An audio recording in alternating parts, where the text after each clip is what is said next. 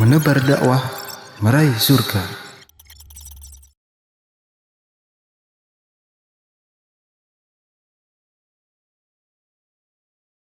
Assalamualaikum warahmatullahi wabarakatuh. Alhamdulillah wassalatu wassalamu ala Rasulillah wa ala alihi wa sahbihi wa man wala amma ba'd.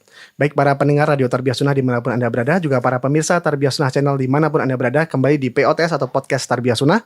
Kali ini dengan setelan kurban, yang bahasanya juga tidak akan jauh dari kurban. Insya Allah bersama guru kita Al-Ustadz Yusuf Abu Baidah As-Sidawi Hafidhahullah Ta'ala.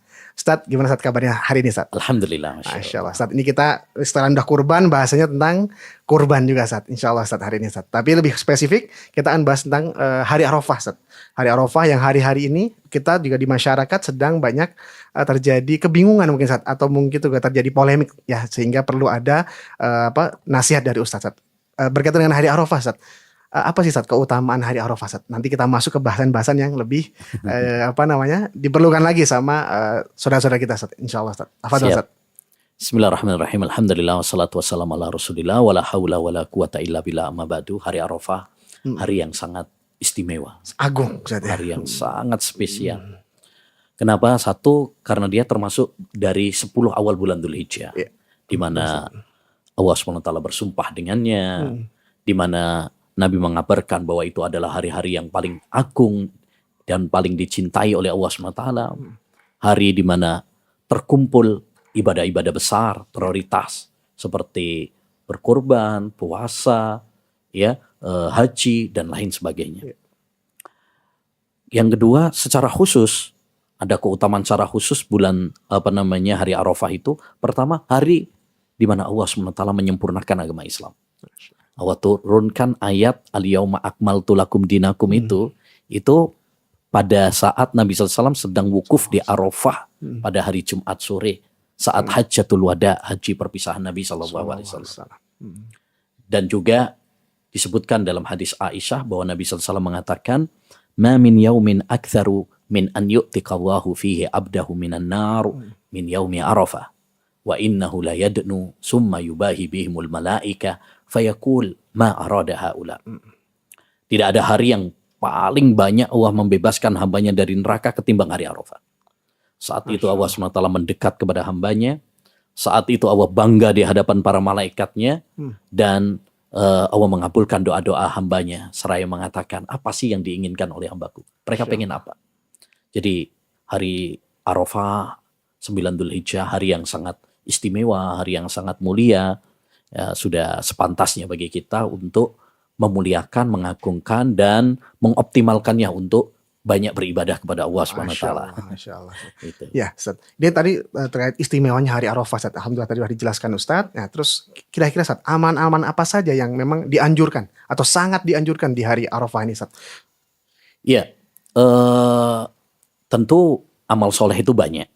Ya, baik membaca Al-Quran, baik berbakti kepada kedua orang tua. Banyak amal-amal soleh yang dianjurkan bagi kita untuk berlomba-lomba di dalamnya di bulan yang mulia ini. Tetapi di hari Arafah ada setidaknya 3 amalan inti yang sangat dianjurkan. Yang pertama adalah puasa Arafah. Puasa Arafah. Bagi yang tidak haji, Ustaz ya? Ya, bagi yang tidak haji. Kalau yang haji, Nabi SAW dulu saat haji tidak puasa supaya fokus untuk wukuf di Arafah. Tapi bagi yang tidak haji dianjurkan untuk puasa Arafah. Keutamaannya luar biasa. Ya, kata Nabi SAW, ahtasibu ala wa an yukaffiras sanatal madiyah wal qabilah. Puasa Arafah itu aku berharap bisa menghapus dosa-dosa setahun yang lalu dan setahun yang akan datang. 2 tahun. 2 tahun, Masya Allah. Allahu Akbar. Ini keutamaan yang luar biasa. Kita puasa cuma 1 hari, tapi pahalanya ganjarannya luar biasa, besar sekali. Makanya rugi kalau kita ketemu hari Arafah tapi kita nggak mau melaksanakan puasa. Ini rugi, ini banyak dosanya kita. Betul. Ya. Yang kedua yang sangat ditekankan adalah banyak doa. Banyak doa. Karena doa itu amalan yang sangat dicintai oleh Allah. Ibadah doa itu adalah kunci semua kebaikan di dunia dan di akhirat. Nabi bersabda, khairud du'ai du'a'u yaumi Arafah. Sebaik-baik doa adalah doa di hari Arafah. Maka perbanyak doa di hari Arafah. Ya, bagi para jemaah haji, mereka fokus berdoa ya, karena terkumpul di dalamnya keutamaan waktu dan keutamaan tempat. Bagi yang tidak haji, dianjurkan bagi kita puasa karena doanya orang yang puasa juga mustajab, gitu kan. Betul sekali. Masya Allah. Jadi persiapkan doa-doa terbaik kita, kemudian optimis, yakin, hadirkan hati kita, beradab dengan adab-adab doa, ya. Kebutuhan kita banyak, minta sama Allah, merengek sama Allah SWT pada hari Arafah, ya, secara fokus, ya. Kata Atha Al-Qurasani, ini istata'ta an tahlua bi nafsika yauma Arafah faf'al. Kalau kamu bisa menyendiri di sore hari Arafah, lakukan supaya lebih fokus. Ini lebih spesifik lagi ya, sore hari Arafah. Sore hari Arafah. Itu waktu-waktu yang dikabulkan oleh Allah SWT. Yang ketiga yaitu takbiran. Ya, jadi takbir itu ada dua. Ada takbir mutlak yang tidak terikat dengan waktu. Itu mulai tanggal 1, ya seperti hari ini. Ya, itu sudah mulai. Ya, tidak terikat dengan waktu itu kapanpun. Kemudian dimanapun, mau di pasar seperti Abu Hurairah, Ibnu Umar dulu pergi ke pasar untuk takbiran. Ya, mau di kamar, mau di mobil, silakan. Yang kedua adalah takbir muqayyad, terikat dengan waktu, yaitu setelah sholat 5 waktu. Nah, ini dimulai sejak fajar hari Arafah, ya, sampai tenggelamnya matahari di akhir hari tasyrik, tanggal 13 Dzulhijjah. Maka perbanyak zikir, perbanyak tahlil, takbir, ya, di hari Arafah sebagai bentuk pengagungan kita kepada Allah Subhanahu wa Ta'ala. Itu 3 amalan inti yang perlu kita lakukan, perlu kita agendakan, programkan di hari Arafah. Diagendakan benar-benar saat di hari Arafah, menyambut hari Arafah. Nah, ini saat kita tadi sudah mendapatkan keutamaan Arafah, lalu anjuran-anjuran, amalan-amalan inti atau yang terkhusus dengan hari Arafah. Dan ini saat ini yang sekarang jadi polemik karena seperti hanya Idul Fitri kemarin saat itu ada 2 versi. Nah, kalau sekarang setidaknya ada 3 kiblat gitu ya. Kemarin pemerintah sama ormas, sekarang ada pemerintah, ormas dan Saudi karena Arafah tadi terkait dengan tempat, yaitu di negara Saudi Arabia, Sat. Jadi kita harus ikut yang mana nih, Sat, untuk terutama bagi yang tidak melaksanakan ibadah haji, Sat, ya. Seperti itu. Ya, ini tahun lalu juga terjadi perbedaan. Sering sekali, Sat. Iya. Ya, dan perbedaan seperti ini bukan hanya pada kita saja. Sejak zaman dulu juga sudah terjadi. Seperti diceritakan oleh Al-Hafidh Ibnu Rajab, beliau punya buku Risalah fi Hilali Dzulhijjah. Itu pada tahun 762 ya terjadi perbedaan. Terus juga diceritakan oleh Al-Hafidh Ibnu Hajar Al-Asqalani, ya, yang wafat tahun 800-an. Beliau pada zamannya juga terjadi perbedaan antara di Saudi Arabia dengan di Mesir, karena beliau orang Mesir. Artinya perbedaan seperti ini bukan hanya pada zaman kita saja. Zaman dulu sudah ada. Bagaimana menyikapinya? Siapa yang kita ikuti? Iya, gitu ya, ikut ya. siapa ini? Apa ikut keputusan pemerintah kita? Betul. Kalau pemerintah kita itu kan hari Kamis, ya, hari.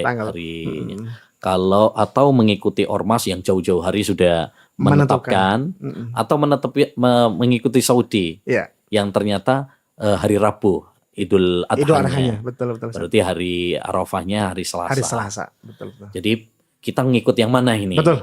Nah, kalau kita membedah permasalahannya, akar permasalahannya, sesungguhnya permasalahan perbedaan ini adalah tentang apakah kalau terlihat di hilal di suatu negara, wajib bagi negara-negara yang lain ya mengikuti keputusan tersebut, ataukah masing-masing negara memiliki keputusan tersendiri. Ulil amri yang masing-masing memutuskan. Misalkan seperti kalau terlihat di Saudi, apakah wajib bagi kita mengikuti di Indonesia ataukah ya negara Indonesia memiliki keputusan tersendiri, setiap negara memiliki keputusan tersendiri. Ini yang menjadi akar permasalahan sebenarnya. Jadi bukan permasalahan tempat atau tidak tempat, tapi permasalahannya itu adalah terkait tentang sistem dan metode penetapan awal Dzulhijjahnya. Ya, apakah kita mengikuti satu matlak, dalam artian kalau sudah terlihat di satu negara, wajib bagi semua negara mengikutinya, ataukah setiap negara itu memiliki matlak yang berbeda-beda sehingga memiliki keputusan yang berbeda-beda? Permasalahannya di situ. Masalah ini memang masalah fikih yang diperselisihkan oleh para ulama. Tapi yang wallahu alam, yang pendapat yang paling kuat adalah bahwa setiap negara memiliki matlak yang berbeda-beda sehingga hendaknya bagi kita mengikuti keputusan pemerintah kita masing-masing. Ya, Saudi ada pemerintahnya memutuskan, Indonesia ada pemerintahnya memberikan keputusan, wajib bagi kita mengikuti keputusan tersebut. Kenapa? Satu, ini sesuai dengan hadis Nabi SAW, as-sawmu yawma tasumun wal fitru yawma tuftirun. Puasa itu adalah di mana kalian bersama-sama puasa, Idul Fitri di mana kalian bersama-sama Idul Fitri, Idul Adha di mana kalian beridul adha bersama-sama. Karena Islam itu salah satu maqasidus syariah, dan itu kaidah dalam syariat Islam, menginginkan persatuan. Tidak menginginkan kebersamaan. Karena sesuatu yang dilakukan kebersamaan, secara kebersamaan itu indah. Bayangkan saja kalau kita misalkan nih Idul Adha sudah menyembelih, tapi saudara-saudara kita sekeliling kita masih puasa Arafah, kan nggak enak. Begitu padahal juga bau masakan sudah tercium. Jadi suasananya kurang nyaman. Gitu. Makanya Islam menginginkan kita bersatu. Ada kebersamaan, ada persatuan, ya, dan itu sesuai dengan kaidah dalam syariat Islam. Yang kedua juga di antara hal yang menunjukkan kuatnya pendapat ini, bahwa perbedaan penentuan waktu hari Arafah, hari raya Idul Adha itu sudah ada sejak dulu. Tapi ternyata prakteknya para ulama dulu, mereka tidak mengikuti keputusan Saudi Arabia. Seperti misalkan tadi yang saya ceritakan bahwa Ibnu Hajar misalkan, ya, antara Mesir dengan Saudi berbeda. Kemudian juga yang diceritakan oleh Imam Ibnu Rajab dalam risalahnya, Risalah fi Hilal Dzil Hijjah, ada perbedaan di Syam, ya. Tapi ternyata prakteknya adalah mereka mengikuti keputusan pemerintahnya masing-masing.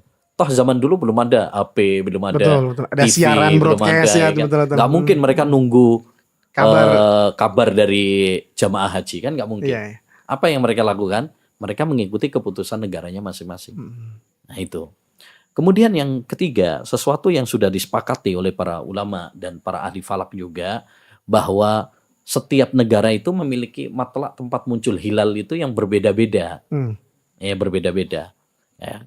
Oleh karenanya sangat mustahil kalau kemudian kita harus mengikuti semua negara di dunia ini, harus mengikuti keputusan satu negara, misalkan di Saudi Arabia saja, itu sesuatu yang mustahil terjadi.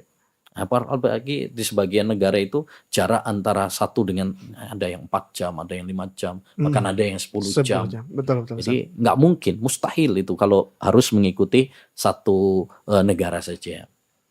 Kemudian juga di antara hal yang menunjukkan ya kuatnya bahwa setiap negara itu memiliki keputusan masing-masing, ada kaidah fikih yang disebutkan oleh para ulama, walaupun ini biasanya disebutkan oleh para ulama dalam masalah qadha, dalam masalah keputusan-keputusan, tapi ini disebutkan oleh para ulama, di antaranya Imam Ibn Abdul Bar, berlaku dalam masalah ini. Karena pasti ada perbedaan-perbedaan. Nah, ada kata para ulama, hukmul hakim yarfa'ul khilaf. Keputusan pemimpin dalam masalah-masalah yang berselisih, berbeda pendapat, itu bisa menghilangkan perbedaan. Artinya kalau misalkan ini ada terjadi perbedaan dan bisa mengarah kepada perpecahan, permusuhan, menyangkut hajat hidup orang banyak, betul. Maka kita kembalikan kepada keputusan para pemimpin yang berwenang. Karena tadi kita menjaga persatuan, kemudian sebagai wujud ketaatan kita kepada para pemimpin. Akidah Ahlussunnah wal Jamaah mengajarkan kepada kita untuk taat kepada para pemimpin selama bukan dalam hal yang maksiat. Dan tentu ketika pemimpin memutuskan awal hari raya, awal Ramadan, awal Dzul Hijjah, tidak ada bukan sesuatu yang maksiat di situ. Maka sesuai kaidah ini berarti kita harus mengikuti keputusan pemerintah. Karena tidak mungkin terwujud persatuan kalau kitanya nggak taat kepada para pemimpin. Gitu. Intinya ya permasalahan perbedaan ini itu kembali kepada sistem dan metode awal penentuan awal Dzulhijjah itu dengan metode apa. Ya. Dan pendapat yang lebih kuat wallahu a'lam adalah kita mengikuti negara masing-masing. Jadi bukan permasalahan tempat atau tidak tempat, ya, tapi ini kalau sudah kena tanggal 1-nya udah pasti itu. Tanggal 9-nya sudah, tanggal 10-nya sudah pasti berbeda. Betul Ustaz. Gitu kan? Iya. Makanya dalam hadis ini penting juga. Dalam hadis tentang kurban, Nabi SAW mengatakan kalau kalian melihat awal 1 hilal Dzulhijjah dan seorang di antara kalian ingin untuk berkurban, maka jangan dia potong rambut, jangan potong kuku sampai dia menyembelih. Itu berlaku sejak tanggal 1. Ya, sejak tanggal 1. Berarti patokannya adalah tanggal 1-nya, itu ditentukan dulu gitu. Jadi intinya puasa hari Arafah itu tidak berkaitan dengan tempat. Variabelnya bukan karena ketika Tempat. wukuf di Arafah saja. Bukan karena tempatnya, tetapi karena waktu.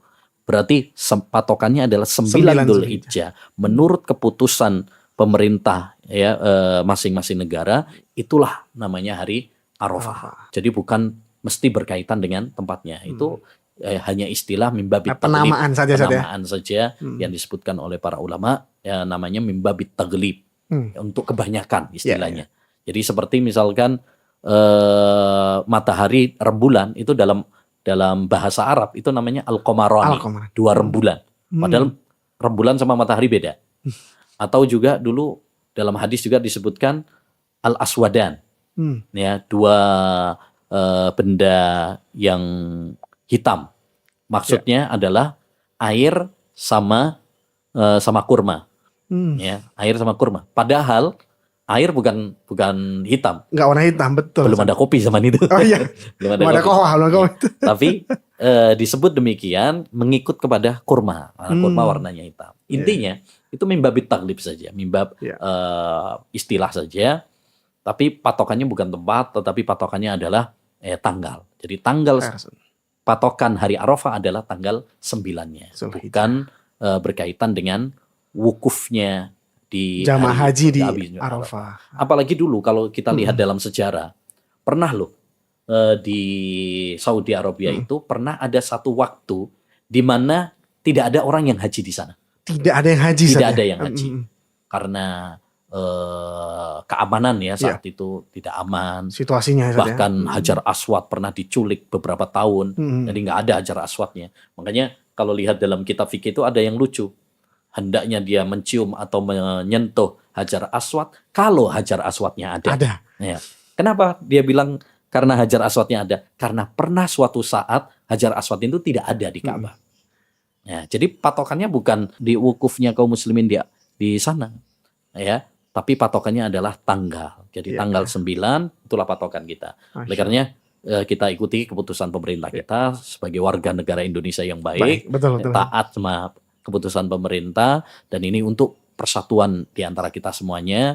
Adapun kalau kita mengikuti keputusan negara yang lain atau mengikuti keputusan ormas, ini yang bikin kemudian perpecahan dan kebingungan. Ya, kalau kita ingin bersatu, tadi ikuti keputusan pemerintah. Jazakallah khair atas pemaparannya terkait dengan hari Arafah dan juga keutamaan, dan juga tadi polemiknya terkait kita ikut siapa. Mudah-mudahan ini jadi pencerahan buat Anda sendiri yang mendengarkan dan menyimak langsung dengan Ustadz, maupun para pendengar juga para pemirsa Tarbiyah Sunnah Channel dimanapun mereka berada.